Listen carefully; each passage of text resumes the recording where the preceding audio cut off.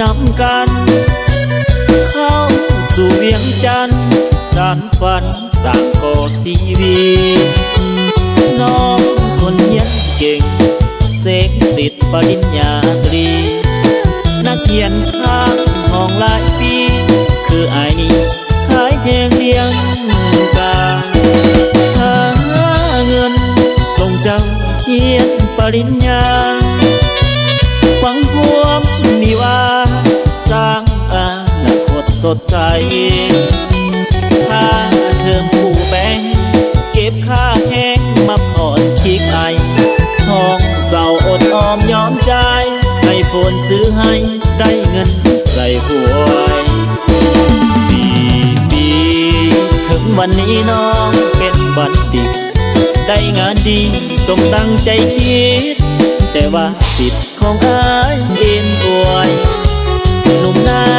ตาดีมีดีกรีแถมเป็นคนรวยมาแซงแย่งใจคนสวยอ้างคนห่วยห่วยถึกน้องที่มุนใจส่งน้องเรียนจบปริญญาตรี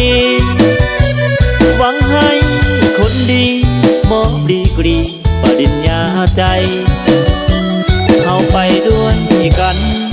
ถึงฟังฝันน้องมานีไกลใบประกาศปริญญาใจหายเส้นหักไว้ด้วยหอยน้ำตา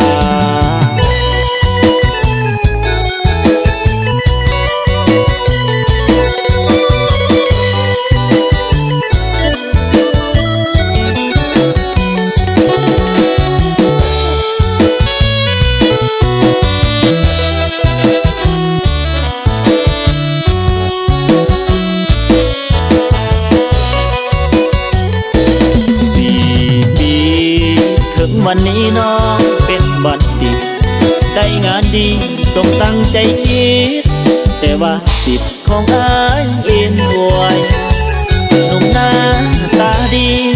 มีดีกรีแถมเป็นคนรวย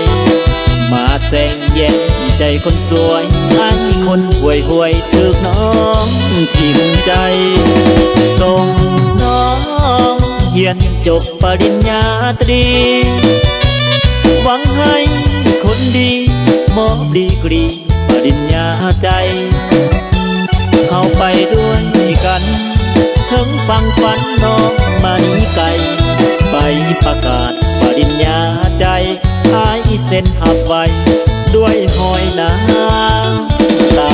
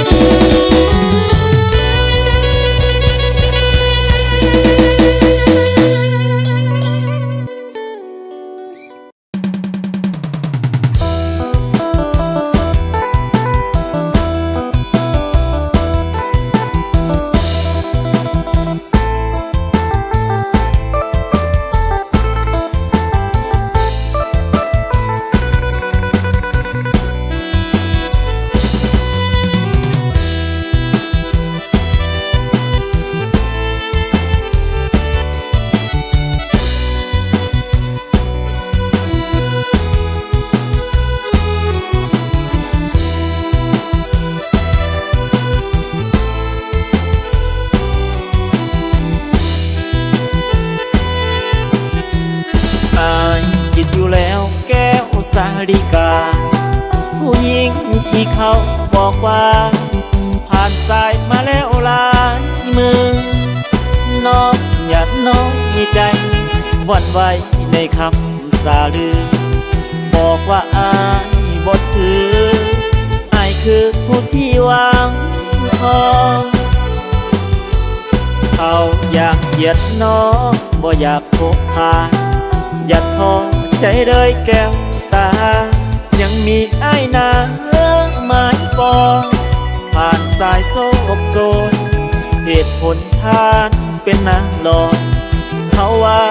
ยิงมือสองน้องเอิญอยากงอนอยากเอือแนวคิด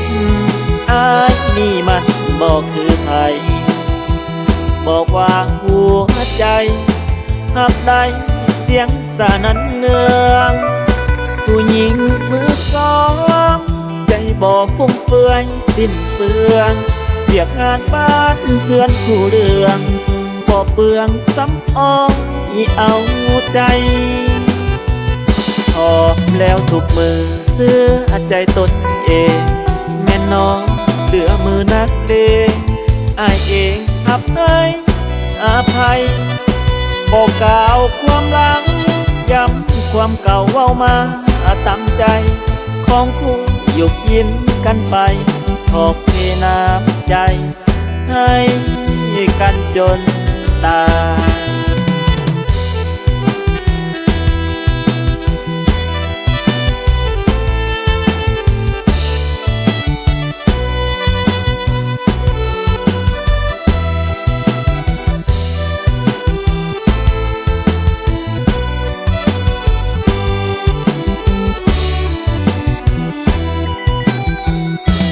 แนวคิดอายนี่มันบอกคือไผบอกว่าหัวใจหับได้เสียงสานันเนืองผู้หญิงมือสองใจบ่ฟุ่มเฟือยสิ้นเปลืองเรียกงานบ้านเพื่อนผู้เรื่องบ่เปลืองซ้ำอ้อยเอาใจ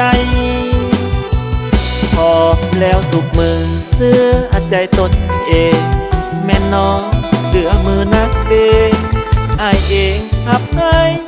อภัยบอกกล่าวความหลังย้ำความเก่าเว้ามาตามใจของคู่อยู่กินกันไปขอบเทน้ำใจให้กันจนตาย